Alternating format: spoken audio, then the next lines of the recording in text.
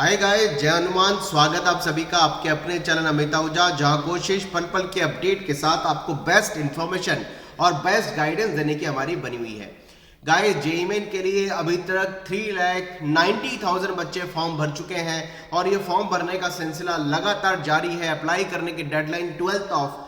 जनवरी है और लगभग ऐसा लगता है कि इस बार भी जेईई मेन जनवरी वाले अटेम्प्ट तक 9 to 10 लाख के आसपास बच्चा फॉर्म भर सकता है। लेकिन बहुत बड़ी क्यूरियोसिटी और बहुत बड़ा कंसर्न और चिंता उन बच्चों के लिए अभी भी बनी हुई है जिनका बोर्ड में 75% और 65% की एलिजिबिलिटी या फिर वो टॉप 20 परसेंटाइल की एलिजिबिलिटी को अभी पूरा नहीं कर पाए हैं और उनको ये डाउट है कि वो जेईई के फॉर्म को कैसे भरें, क्योंकि एनआईटी IIIT एडमिशन के लिए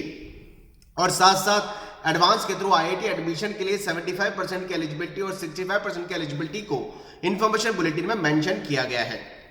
और बल्क में स्टूडेंट ने एनटीए को ईमेल करे हैं, एनटीए को इंटीमेट किया है और एनटीए को इंटीमेट करके उन्होंने अपनी परेशानी को बताया कि 75% 65% आपने बहुत लेट बताया है और बोर्ड्स के इंप्रूवमेंट करने की डेडलाइन तब तक निकल चुकी है। जैसे टॉप 20 परसेंटाइल अभी तक बोर्ड का डिक्लेयर नहीं हुआ, आपने लिख दिया टॉप 20 परसेंटाइल आईआईटी के लिए एलिजिबल होगा, एनआईटी के लिए होगा या नहीं होगा, ये क्लैरिटी आपने इंफॉर्मेशन बुलेटिन में कहीं नहीं दी है। एनटीए ने जो उसका रेस्पॉन्स दिया, उस रेस्पॉन्स पे मैं आपको कुछ इंडिकेशन देना चाह रहा हूं और थोड़ा सा ये बताना चाह रहा हूं कि अब आगे क्या कर सकते हैं गवर्नमेंट तक अपनी बात पहुंचाने के लिए। एनटीए ने बच्चों को, मेरे पास कई सारे बच्चों ने जो ईमेल एनटीए के थ्रू उनके पास आया है उसके स्क्रीनशॉट भेजे हैं, एक दो बच्चों ने मुझे मेल भी फॉरवर्ड किया है। उसमें एनटीए ने लिख के दिया है कि NTA is an examination conduction body, the role of the NTA is limited to invite online application, conduct the JEE Main examination, declaration of NTA score and handing over the score data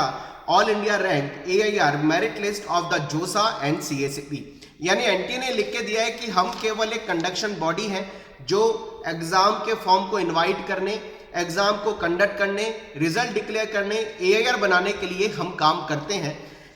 और आगे लिखा है NTA conducts the JEE main based on syllabus, examination pattern, age limit, educational qualification, percentage criteria etc as per the criteria fixed in the meeting of the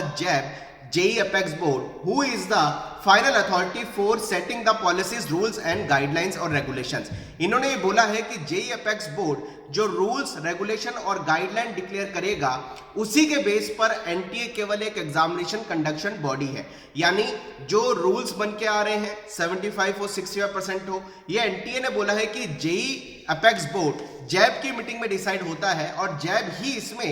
decision लेने के लिए authority रखती है। साथ साथ उन्होंने 75% 60% के आगे ये बात भी लिखी है कि JEE Main criteria, percentage criteria is not applicable for appearing JEE Main 2023 examination. The institution organise who do not take the part of the CACB और जोसा सीट एलोकेशन, वो अपने डिफरेंस परसेंटेज क्राइटेरिया लगा सकते हैं। आगे उन्होंने लिखा है कि जेईई का एग्जाम देने के लिए हमने ये क्राइटेरिया नहीं लगाया है क्योंकि जेईई के बेसिस पर बहुत सारे ऐसे कॉलेज हैं जो जोसा और CACB के अलावा अपनी सेल्फ काउंसलिंग कराते हैं, वो इस परसेंटेज क्राइटेरिया से बाउंड नहीं है। उनके परसेंटेज क्राइटेरिया के लिए उनकी वेबसाइट पर जाकर के बच्चों को देखना होगा। यानी जैसा कि आप सभी को पता है कि जेईई मेन के बेसिस पर IIIT Hyderabad, IIIT Delhi, DTU, NSIT, IIIT Bangalore, LMIT Thapar, Nirma, JP, AIT Pune, बहुत सारे और प्राइवेट कॉलेज एडमिशन लेते हैं। साथ साथ इंडिया के 9 स्टेट ऐसे जो जेईई मेन के बेसिस पर एडमिशन लेते हैं जिसमें ये परसेंटेज क्राइटेरिया एप्लीकेबल नहीं है। उनकी वेबसाइट पे जो भी परसेंटेज क्राइटेरिया इंडिविजुअल दिया हुआ है उसके हिसाब से वो एडमिशन ले सकते हैं। यानी एक बात उन्होंने क्लियर कट लिख दी कि 70% 60% का जो क्राइटेरिया है ये जेईई मेन का एग्जाम देने के लिए नहीं है, ये एनआईटी IIIT के एडमिशन के लिए है। जेईई मेन का एग्जाम देने के लिए 12th पास का क्राइटेरिया ही एप्लीकेबल है, उन्होंने ये भी लिख दिया है। लेकिन एक बहुत बड़ी बात लिख दी कि जेईई अपेक्स बोर्ड जैब की मीटिंग में डिसाइड होता है कि एलिजिबिलिटी क्राइटेरिया क्या रखना है। अब हम आपको एक बात बताएं, ये 6 मई 2022 का एक नोटिफिकेशन मिनिस्ट्री ऑफ एजुकेशन की वेबसाइट पे अभी लिखा हुआ है, हमने इसका प्रिंट निकाला। इसमें हमने देखा कि जैब की जो मीटिंग लेने वाले लोग हैं या मीटिंग के जो कह सकता हूं कि टीम मेंबर्स हैं या मीटिंग की कमेटी के मेंबर्स हैं, उसमें एक तो प्रेसिडेंट ऑफ भास्कर ये है रामामूर्ति हैं, farmer director of IIT Madras, IIT Kharagpur के डायरेक्टर, आईआईटी बॉम्बे के डायरेक्टर, आईआईटी गुवाहाटी के डायरेक्टर, एमएनआईटी जयपुर के डायरेक्टर, एनआईटी राउरकेला के डायरेक्टर, ट्रिपल आईटी बैंगलोर के डायरेक्टर, ट्रिपल आईटी नागपुर के डायरेक्टर और triple IT Jabalpur triple IT Kurnool के डायरेक्टर सॉरी, और साथ साथ सीएसबी के chairman, director general of NIC, director general of CDAC, और लिखा है additional secretary, joint secretary of MoE, और साथ साथ डायरेक्टर जनरल ऑफ एनटीए। और इसके अलावा रिप्रेजेंटेटिव है कर्नाटका के, गुजरात के, बिहार के, हरियाणा के और एसएनएम यूनिवर्सिटी के। यानी ये लगभग 19 मेंबर्स की एक लिस्ट है जो जैब की कमेटी के जो मेंबर्स हैं उनकी लिस्ट, ये अभी मिनिस्ट्री ऑफ एजुकेशन की वेबसाइट पर लिस्ट मेंशन है। अब करना क्या है, करना यह है कि अगर अधिकार जैब के पास है, जेई एपेक्स बोर्ड के पास है, तो क्यों ना इन 19 मेंबर्स को ही मेल भेजा जाए और साथ में सीसी में जेई में एनटीए को रखा जाए। आईआईटी गुवाहाटी जो इस बार जेई एडवांस कंडक्ट कर रही है उसके मेल में रखा जाए, तो सीसी में इन सारी 19 अथॉरिटीज को मेल करना अब ऐसा लगता है कि उन तक ये बात पहुंचाना जरूरी सा हो गया है। तो इस वीडियो के डिस्क्रिप्शन में उन 19 अथॉरिटीज के इंडिविजुअल मेल जो हमें गूगल में सर्च करने पे अभी तक मिले हैं, वो मेल आईडी इस लिंक में, इस डिस्क्रिप्शन पे, इस वीडियो के डिस्क्रिप्शन पे आपको दे रहे हैं। तो अब से जो बच्चा मेल करे, गवर्नमेंट तक अपनी बात पहुंचाए, वो इन 19 जो ईमेल आईडी है उनको सीसी में रख करके ही अपनी ईमेल फॉरवर्ड करे, ताकि ज्यादा से ज्यादा ईमेल जो है इन जेई एपेक्स की कमेटी के मेंबर्स तक पहुंचे और वो बच्चों के पेन को समझे कि इतने सारे मेल अगर आ रहे हैं 75% 60% की एलिजिबिलिटी को लेकर के, तो वाकई में एक सेंसिटिव और सीरियस इशू है कि बच्चे जो 21 और 22 में बोर्ड का एग्जाम दे चुके हैं, अब अगर उनके पास में इंप्रूवमेंट का ऑप्शन भी नहीं है, तो वो 75% 60% की एलिजिबिलिटी को कैसे पकड़ेंगे और कैसे वो एलिजिबिलिटी को फुलफिल करके एनआईटी ट्रिपल आईटी के एडमिशन में लेंगे। तो गवर्नमेंट कहीं ना कहीं इन सब चीजों को सोचे, प्रॉपरली सोचे। और मैं ट्वीट के माध्यम से भी इन सारी जितनी भी बॉडी हैं आईआईटीज की, या फिर बोलूं ये जो 19 जेई एपेक्स बोर्ड के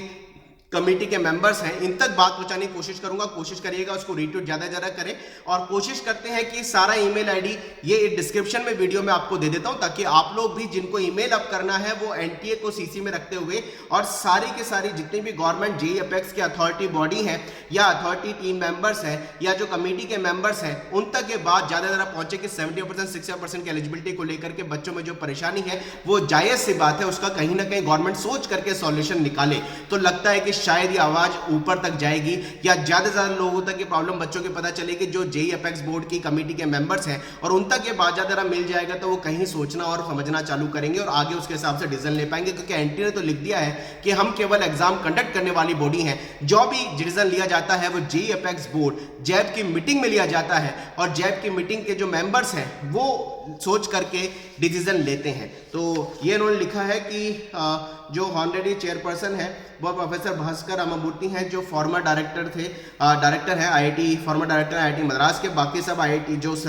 मेंबर्स हैं और मेंबर सेक्रेटरी जो हैं ये डायरेक्टर जनरल एनटीए के हैं। तो हमने जितने ईमेल आईडी गूगल में सर्च करने पे मिले इन 19 अथॉरिटीज के वो निकाले, और वो यहाँ पर आपको डिस्क्रिप्शन में दे रहे हैं, ताकि आप उन तक सब तक अपनी ईमेल में उन सबको एक ईमेल लिख करके सीसी में रखते हुए सारे लोगों को एक साथ ईमेल भेजें, और ज़्यादा मिल जाएंगे तो शायद जेई एपेक्स बोर्ड तक ये बात पहुँच पाए, और जेई एपेक्स बोर्ड भी इस बारे में सोचना समझना चालू करे कि अगर ऐसे रूल्स रेगुलेशन बनाए हैं तो बच्चों को जिनका परसेंटेज अभी तक फुलफिल नहीं हो पा रहा है उनके पेन को वो समझे, उनकी परेशानी को समझे, और गवर्नमेंट इस बारे में कोई डिसीजन ले पाए। मेरा वीडियो बनाने का केवल यही मैसेज था कि एनटीए की तरफ से जो एक बात बच्चों तक पहुंची है या एक ईमेल का आंसर आया है कि एनटीए एग्जामिनेशन कंडक्शन बॉडी है, और जो रूल्स रेगुलेशन है वो जेई एपेक्स बोर्ड जैब द्वारा बनाए जाते हैं, तो उनसे अब कांटेक्ट करने के लिए यही एक रास्ता दिखाई दे रहा है। चलिए गाइस, मिलते रहेंगे करियर के सारे अपडेट के साथ। कमेंट बॉक्स में लिखिए अपनी क्वेरीज, अपने क्वेश्चन, और इस बारे में क्या आपका ये कह सकता हूं कि एक व्यू है वो भी मुझे जरूर लिखिए। Wish you all the best, मेहनत करते रहिए। कोशिश रहेगी कि गवर्नमेंट इस बारे में प्रॉपर समझे